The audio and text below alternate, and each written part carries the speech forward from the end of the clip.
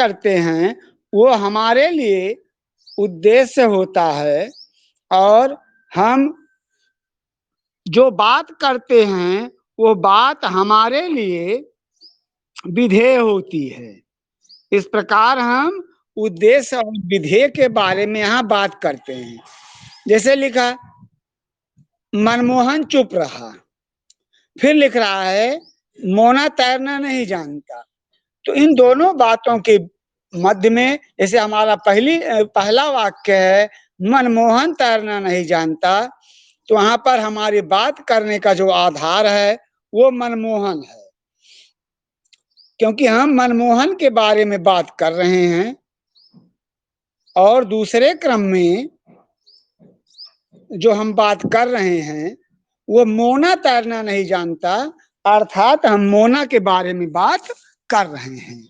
इन दोनों स्थितियों में हम ये देखते हैं, और फिर मोना और मनमोहन के बारे में बात क्या है। जैसे मोहन के लिए हम कह रहे हैं, उसकी क्रियापद में कह रहा है चुप रहा, अर्थात वो नहीं बोला। ये उसके बात करने का तरीका दिया गया। ये कि मोना उद्देश्य है, तो उसके बारे में हम यहाँ जो पढ़ते हैं कि तैरना नहीं जानता, वह उसके लिए विधेय है।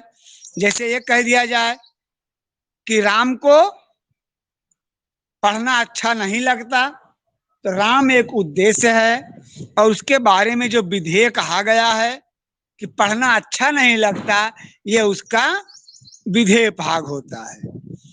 इस प्रकार हम यहाँ अपने इस चैप्टर में बेटे उद्देश्य और विधेय दोनों तथ्यों को पढ़ते हैं।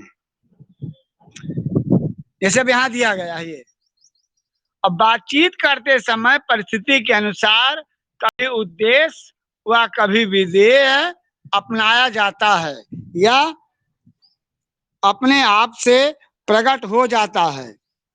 अब यहाँ देखो, तुम्हारे में ब्लैक पॉइंट जो लिखा गया है बेटा, ये लाइन, ये जो पढ़ रहे हो कि जिसके बारे में हम बात करते हैं वो हमारे लिए उद्देश्य होता है, और उद्देश्य के बारे में जो बात कही जाए हम उसे विधेय कहते हैं।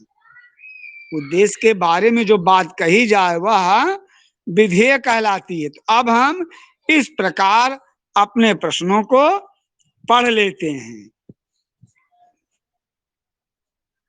अब यहाँ अभ्यास के लिए तुम्हें उद्देश्य और विधेय को छांट जैसे को लिखना है। उद्देश्य के भाग में लिखा गया मोना आया, तो इसका उद्देश्य भाग क्या लिखा जाएगा बेटा? आने वाला कौन है, किसके बारे में हम बात कर रहे हैं? हेलो, हम किसके बारे में आने की बात कर रहे हैं? मोना लिखा है, मोना आया, तो हमारा उद्देश्य है मोना, और उसका विधेय का भाग है आया या आना। और दूसरा क्या लिखा है? चाचा ने खाना खाया। दूसरा भाग क्या लिखा है? चाचा ने खाना खाया। तो यहाँ किसके बारे में हमने बात की है? चाचा के लिए। तो चाचा जो है वो हमारे इस दूसरे वाक्य का उद्देश्य है। और चाचा ने क्या काम किया है? खाना खाया है। तो खाना खाना उनके लिए विधेय है। इस प्रकार हम उद्देश्य और विधेय के बारे में अध्ययन कर लेते हैं। इसमें जो लाइन लिखी गई है ना, ये वाली, ये हमारे लिए बहुत ही महत्वपूर्ण है।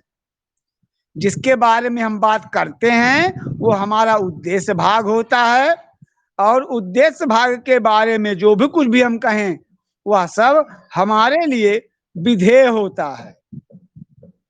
और उसके बाद तुम लोगों को इतना पढ़ना है, याद भी करना है व्याकरण के लिए। और अभी जिसके पहले हमने व्याकरण पढ़ा था इसको फिर से पढ़ लेना, और इस पर आप ध्यान देना। और कल अगर जो भी कुछ भी समझ में नहीं आता है, कल इसके बारे में हम लोग और पढ़ लेंगे। ठीक रहेगा बेटा?